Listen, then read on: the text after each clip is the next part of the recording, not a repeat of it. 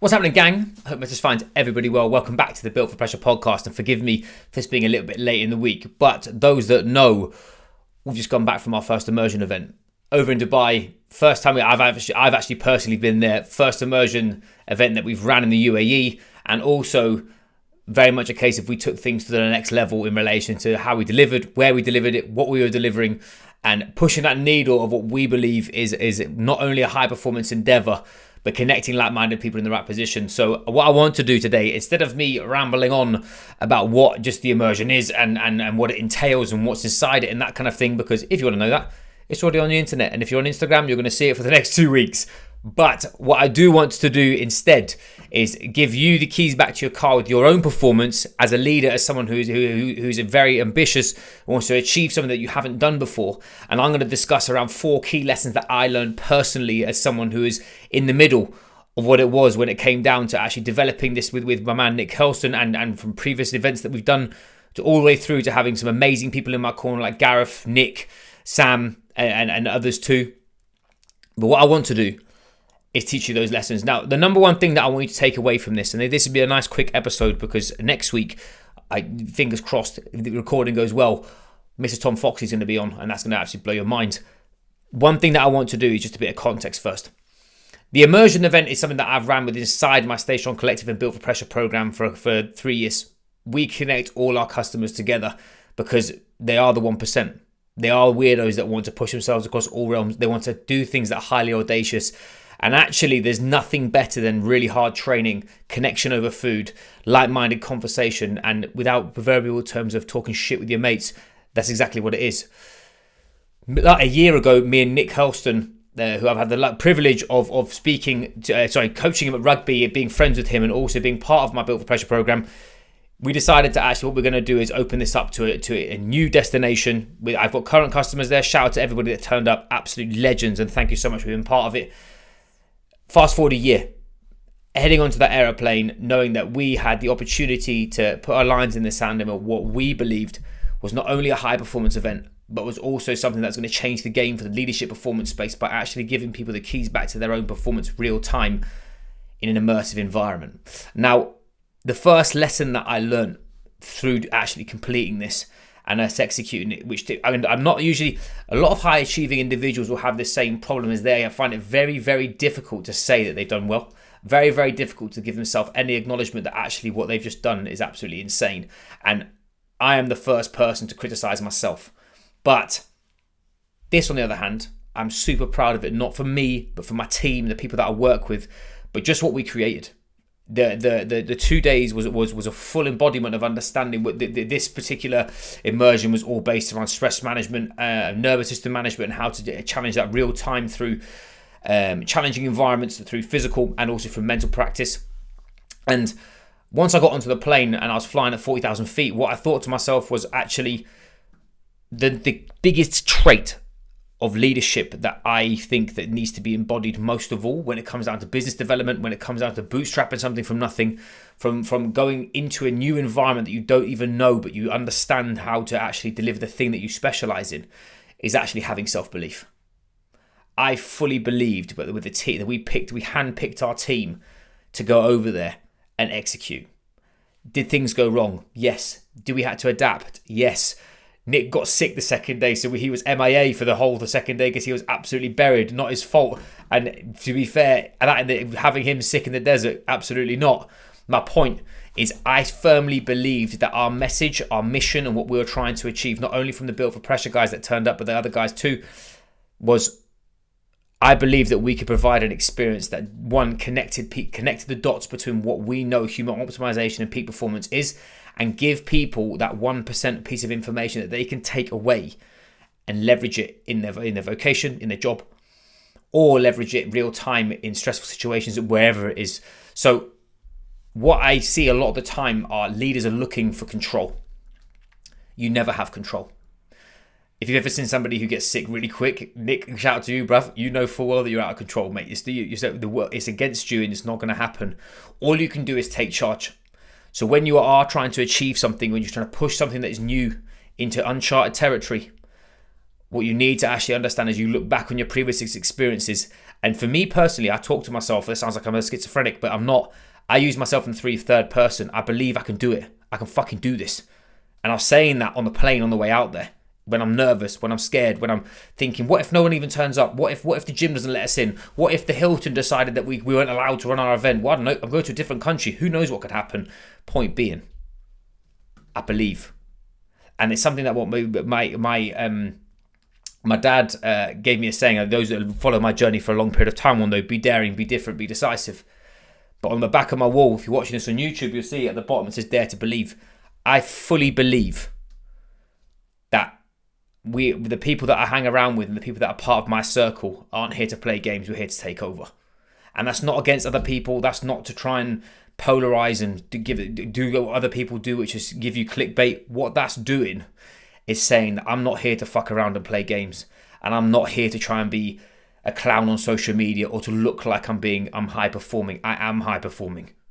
I want to actually embody my product and help other people do the same. Give them the courage to lean into pressure and do the fucking do. So the first bit of this puzzle is to actually have self-belief in yourself, have self-belief in your delivery, and actually have the executive skills underneath you to understand that when things are turbulent, stop looking for control and just take charge. Number 2 is actually having good people in your corner. I was very, very lucky that Nick Kelston is a tactician when it comes down to management. His background is in developing, helping Ironman competitions across Southeast Asia, now in Saudi Arabia, doing music events, etc. But his speciality is not mine. I'm not a logistics geek. That is not my thing. People that know, only thing logistics I know is where the fridge is. So having somebody like that on board and who is the opposite to me made it a lot easier to actually pull this off. Gareth Timmins, shout out to you, mate. Obviously from an elite mindset standpoint, me and him have cut from the same cloth, very, very similar, but offer something a new level in that respect. Nick Coates for taking out to the desert. Those that have seen the desert shots, you'll see that on my Instagram, on my LinkedIn soon. Some of them are absolutely wild, and that training session was so much fun.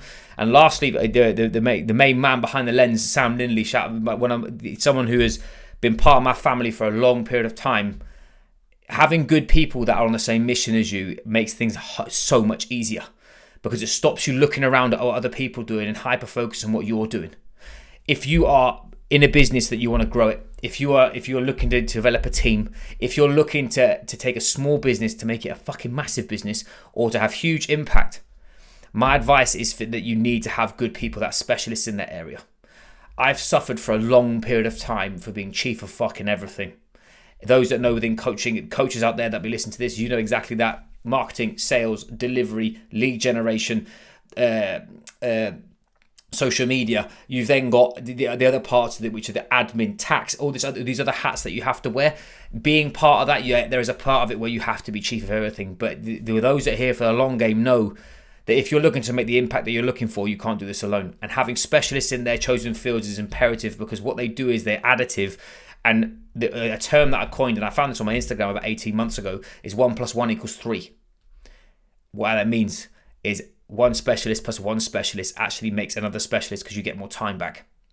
Rather than you just trying to do everything yourself or be perfect in your own realm, be good at what you're good. Do you know what I'm good at? I'm good at human optimization, understanding peak performance and human behavior. That's my thing. I talked everything around physiology, around stress. I talked around everything, how integrative processes for you to actually beat stress real time. I also showed you what it was like when you're in high pressure environments, how that affects your biology, physiology, your neurology, and also how you operate inside that performance situation. That's my thing. Logistics is not. So what I'd like you to do is take that from, if you're not a specialist in that area, wonder why you're not going anywhere, it may be because it's the wrong thing for you. Number 3, which is actually to aim big. I read this thing the other day, which is around, it's a lot easier and it's a lot more progressive for you to aim for the 1% and aim as high as you can, because not many people want to aim that high. Most people want to fuck about in the mucky middle. They want to play around and just be accepted. And what they want to do is they want to actually just be and take part. Where if you actually push yourself to be the best in whatever realm that it is, or the best for you that is, I'm not comparing to anybody else. There are people that are way more educated than me.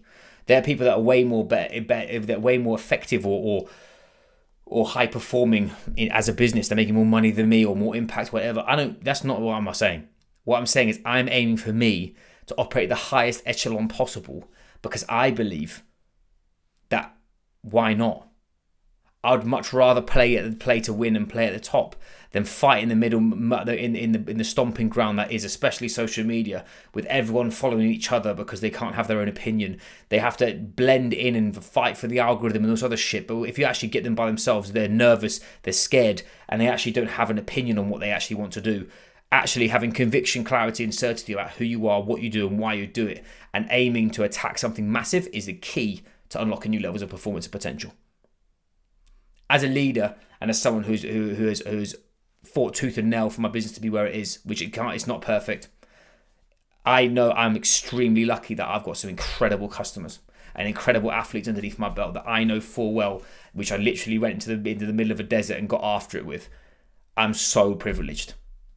But the reason why we all connect is because they want to operate at the highest realms in their field possible. So iron will sharpen iron. Standards will sharpen your standards. And actually how you push yourself to actually be better and do better is giving yourself the courage to say, do you know what? I don't want average. I want to be the best. We had loads of, as I said, the immersion was incredible. I'm not the person to brag about it, but more from an evolution standpoint of myself as a leader and also as a friend to others. There was so much we can work on. All the detail doesn't matter. The point is that we went out to a place we'd never been before, to Dubai, which is a heavy armoured place in relation to money and penetration. And we didn't just go over there to make up the numbers. I felt people have been watching our journey and they want to know when the next one is now, purely on the basis that they know that we can deliver a world-class product, and that's not by mistake. So if you want to understand how to do that, the first thing is to have the courage to say that you want it. And lastly, business leadership starts and finishes with you. Period. You win, you can take a pat on the back and say, well done. You lose, you absorb that pressure, you keep your team in check, and you take the heat off everybody else. The key thing to actually understand is no one's here to save you. If you're sitting on the sidelines and you're of what if blaming other people when things are going wrong, that is your biggest bottleneck. I full well take credit for things going right. I'll also take huge credit for things that didn't go right, because that's the name of the game. We're not looking for perfection. We're looking for progress. We're looking to amend what we've done and make it better. We're looking to actually build for pressure, especially the guys and ladies in there. They all know they're operating. I work with people who are operating all sorts of different fields. The name of the game's the same. If you're leading other people to lead others, it all starts and finishes with you. If you take ownership of it, it empowers you to take action repeatedly without being polarized by it. If you start blaming others, blaming your situation, looking at other people's journeys about why you're not there, insert what other bullshit's in between your ears that's not working, I guarantee you're going to struggle. So, those are my biggest takeaways from the immersion. Little hot take in relation to a bit of leadership skills that I want you to take and run away with and actually utilize for yourself, and ask yourself those questions when you are under pressure, you are under duress and you're struggling, you feel like you're struggling. Put those frames in it, because it will give you confidence that you're in the right position. Because like I said, I've never been so nervous from a vocational standpoint. I've never been so excited. But more to the point, I don't think I've ever been more connected in an event that I've ever done. Purely on the basis of I've now gone from a place of figuring it out to we're not figuring it out anymore. We're here to play. We're here to take over in the best possible way, not against other people, just for my people that we resonate with, people that want to find the 1% in their performance, and more to the point, people that get it. That being this ambitious is so weird, but that's a beautiful thing. But anyway, I digress. I hope you're good. I hope you're well. Massively appreciate your time. Sorry, this is late, people, but that's just part of the game. Also, little caveat, obviously smashed my laptop in half, so that was obviously not a helpful thing either. So I've got this out finally. Like to know your thoughts. If it resonated, do give us a nudge. If you have looked in on our journey, you'd like to know more about what we do, also give us a shout, and likewise share it with someone who you know is as of like mind as me and you, because again, I massively appreciate you listening to this podcast. And like I said, the rest of the year, very much attacking of how to connect us into the right place. Anyway, I digress. Have a good afternoon. I'll catch you later.